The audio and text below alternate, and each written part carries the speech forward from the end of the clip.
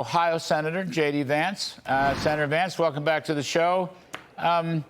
We have talked about a bunch of things. I'm glad you're here. First of all, let me just hit the riff, all right? I want to get to the trial in a minute. Let me hit the riff. I thought Biden's speech was a disgrace. As I said, he's doing an enormous disservice.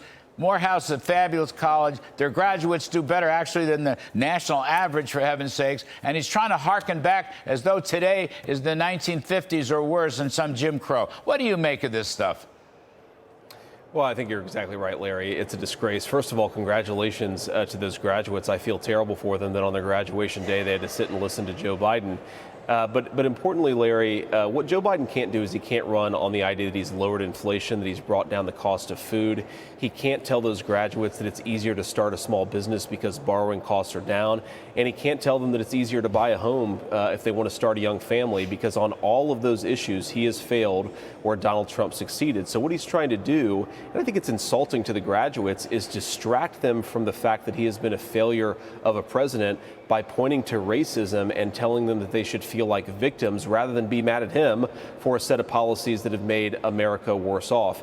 Now here's I think the most destructive part of this entire victim mentality that you see taking over the Democratic Party and represented in Biden's speech, Larry, is I think one of the healthiest things, the best things that we can tell our young people is, whether you were dealt a great hand or a crappy hand, you should feel gratitude. Nobody is made better by feeling like they are a victim and they are owed something. We got to tell people to be thankful for what they have, whatever it is they ultimately got. And I think that's just such an important lesson that all leaders should be teaching. Joe Biden, unfortunately, is teaching the exact opposite. Yeah, there was not one. I mean, your victim point is a good point. He's trying to make these kids into victims. They are not. And anyway, Morehouse's record is fabulous. I mean, that's another point.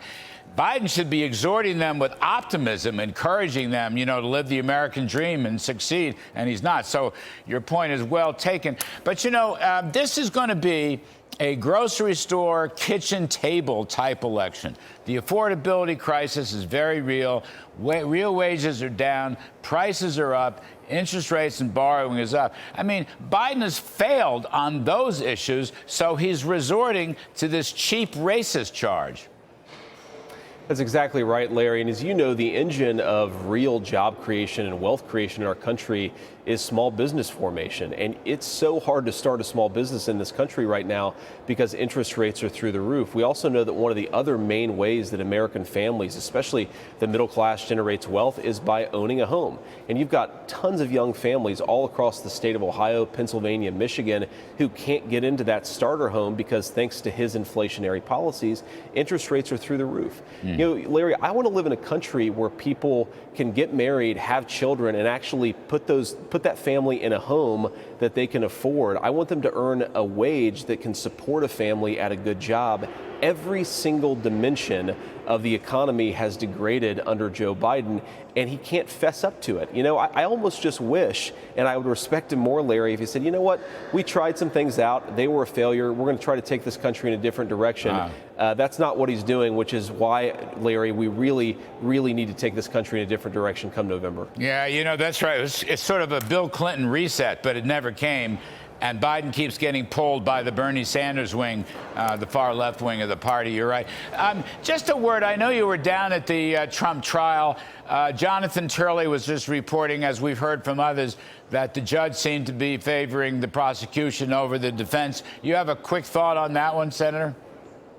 Well, I think unfortunately Turley is right about that. On every single ruling, it seems like the judge, who of course was a Biden-Harris campaign donor, Larry, we have to remember that, has clearly shown a bias against Donald Trump. And I think it's come at the expense not just of Donald Trump, but the cause of justice. Larry, Democrat or Republican, Biden voter or Trump voter, we cannot accept this principle that the President of the United States and the Democrats get to try to jail their political opponents. This is not okay. And if we allow this to continue, Larry, we're going to wake up in a third world banana republic. That's why we need to fight back against it, whatever our politics.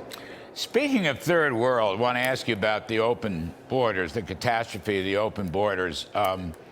Rumored is a Biden executive order, which he said he had no power to do, but now he suddenly discovered the power that would allow 4,000 illegals a day, which comes to something like 1.5 million a year. If you go to 4,001 or up to 5,000, he'll shut the border down. I don't know if anybody believes that. And then I read in the papers this morning, Senator Chuck Schumer is going to take another look at this misbegotten immigration bill that failed earlier before. Senator Vance, do you have thoughts on this stuff? Is 1.5 million illegals okay? I mean, does anybody think there's a crisis down there? Is anybody going to exercise any real leadership? Is anything going to happen? Unfortunately, I don't think there is, Larry. We have to remember that Joe Biden ran on undoing every single one of Donald Trump's border policies. He ran on ending Remain in Mexico. He ran on ending a number of Trump administration policies that brought some sense of stability to the southern border. And then he gets in there, he does exactly what he promises, and then exactly what we knew would happen actually happens. You have a terrible border crisis. You have millions of people flooding across. You have a number of people dying from fentanyl overdoses. And now all of a sudden, Joe Biden cares about border security. We know it's not because he recognizes this is a crisis. It's because he recognizes that the polling is so bad. One last thing on this, Larry. Chuck Schumer is talking about a border security bill that does nothing to secure the border. Barack Obama, last Democrat president, paroled 5,000 illegal aliens. Joe Biden is paroling 1 million per year. This border bill does nothing about parole. It does nothing about Remain in Mexico. And importantly, Larry, it gives the ability to grant asylum claims over to liberals within the administrative bureaucracy. It'll actually make the border crisis worse. But what it does do is it gives Democrats an opportunity to say, look, we care about the border, even though they're doing exactly the opposite of securing the border. So we have to fight back against this stuff in the United States Senate, Larry. All Republicans should be all hands on deck, because this is a political opportunity for Democrats that will actually make the border crisis even worse. It's a lose-lose proposition. And just one more. I don't hear any reference to deporting criminals back to wherever they came from, which I think is a big issue among American voters. What you think? It's absolutely a big issue among American voters, and we probably have right now 25 million illegal aliens in this country. If you're not willing to deport the worst of the worst, the criminal migrants, the people who have, killed innocent Americans, then the message that you send to other criminals all over the world is, so long as you get across Joe Biden's open border, we're never going to send you back. We've got to enforce our border, Larry, and that starts with a willingness to deport people who have broken our laws. If we can't do that, we don't have a country, and we're inviting a border invasion to continue into the next administration. Senator Vance, you're terrific. Thank you for coming back on. Everyone around this good place is going to yell at me if I don't ask you at least one question. If the vice presidential nomination were offered to you by Mr. Trump, would you take it? I think it's very, very important to take our country in a different direction, Larry. I'll be interested in helping out however I can. Good answer. Thank you.